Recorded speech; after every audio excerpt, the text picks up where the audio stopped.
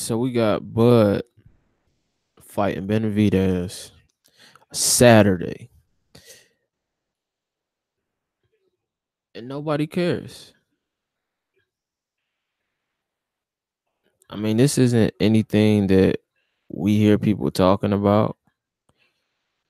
I mean, it's quiet. It's kind of like a C level guy fighting, like what he is. He's a C plus fighter fighting a C minus fighter, and it's a clear mismatch. I mean, the odds are like, I think it's like plus. I think you bet $30, you can win 300, like plus 1,300, some ridiculous odds.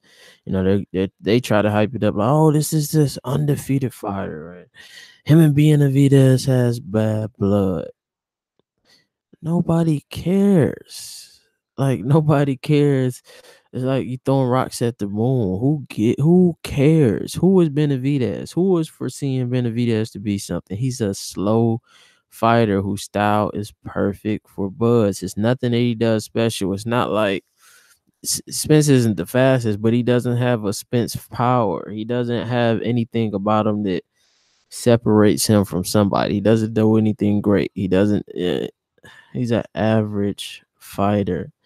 Maybe a tough kid. Okay. Maybe he can talk to. Okay. Maybe he's not going to back down. Okay. Maybe he comes from a boxing family. Okay. But who cares? Nobody. Stop hyping this up. Till this day, Bud has not beat anyone. No one that matters. His best name is Ndango, unified champion Ndango, who we seen what Regis Prograde did to him. So until proven otherwise, Bud is still a C plus fighter. He's the best of the C fighters. He handled his business. Like I said, we're not going to discredit somebody for going in and doing what they're supposed to do. Danny Garcia didn't do it when he fought Herrera. So we seen top guys lose to guys who maybe they shouldn't have lost to on paper. We seen that happen, but Bud has proven that when he goes in there against the lower C level guys, the C's and the C minuses, that he's better, which is why he's a C plus, which is what Broner was doing when he was at the lower weight classes. But when he stepped up and he fought a real lion at 47 who wasn't C level, who was a B level fighter, we seen what happened. And I'm pretty sure that's what's going to happen with Bud once he steps up competition. As far as tonight, I want to see the call out. I want to see some true pressure. I don't want this politically correct Bud that he tries to be soft spoken. We want the Bud when he's playing the video game with his friends, when he's playing basketball, talking trash with his friends. That's the Bud that's gonna entice boxing. Right now, he's just a boring guy. That's it. No lights, no glitz, no action.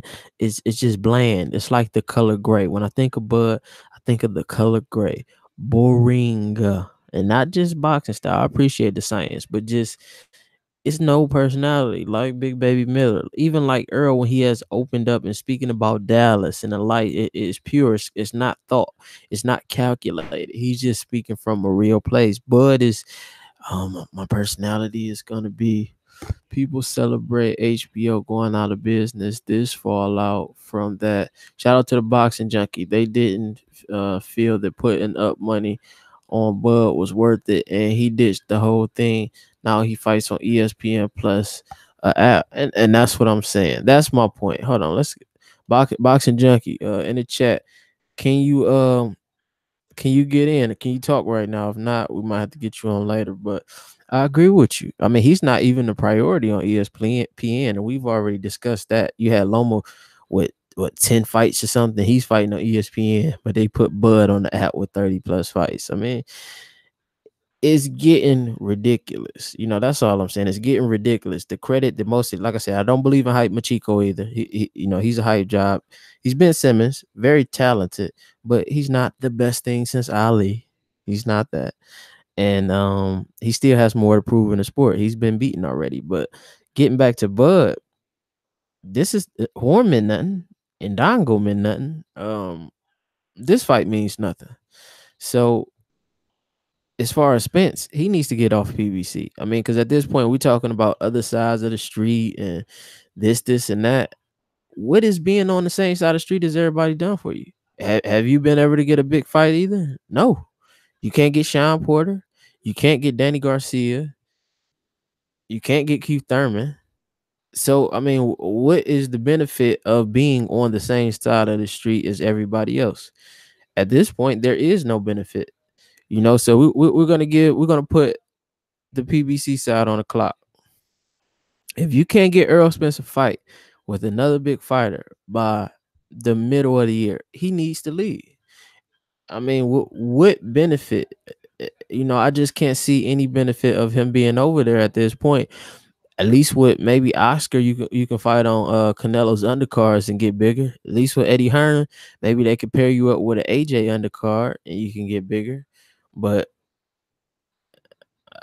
being in the PBC, if you can't fight none of the top guys that's in your division, and everybody keeps saying that Al Heyman can't make. Hold on, let's post that up.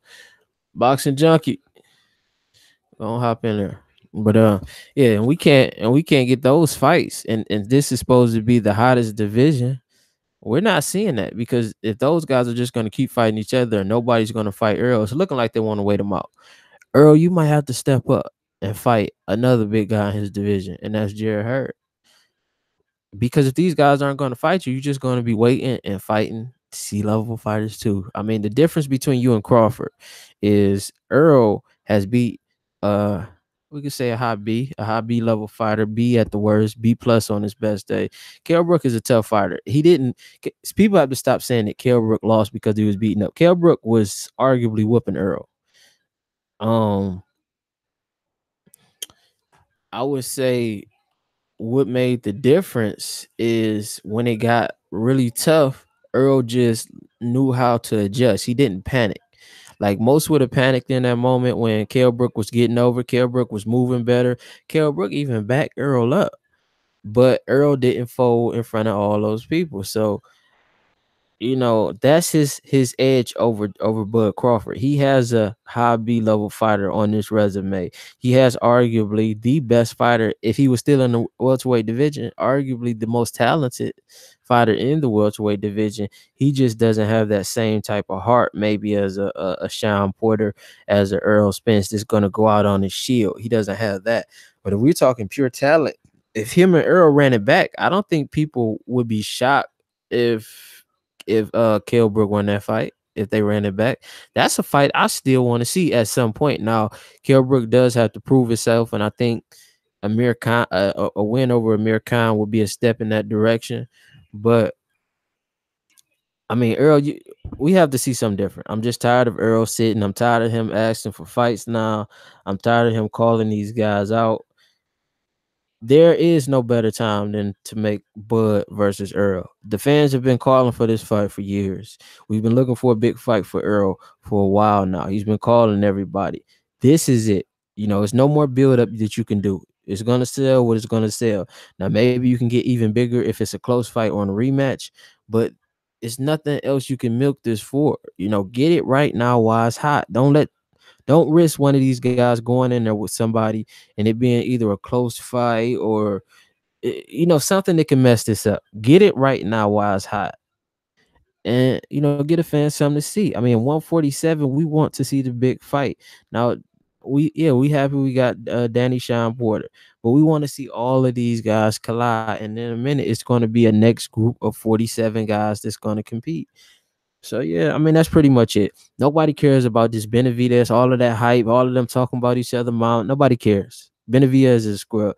After this fight, Crawford, you call out Spence. Spence, you put the pressure on them guys, Al Heyman and everybody. Make a big fight happen. Either get you Danny Garcia, Sean Porter, Keith Thurman, or Crawford. If you can't get none of them, you need to leave because you're wasting your career over there. Shout out Monty Brown. Anybody can get it. There's no favoritism over here. Stay tuned in. Shout out to the Boxing Junkie. Go tap into what he got going on. Boxing Junkie, we gotta link up later, do a show or something before this Crawford fight. Gotta hear your thoughts on it. Yeah, shout out to everybody. Stay tuned in. We speaking the truth. Yeah, 147. It's looking real weak right now. I'm out.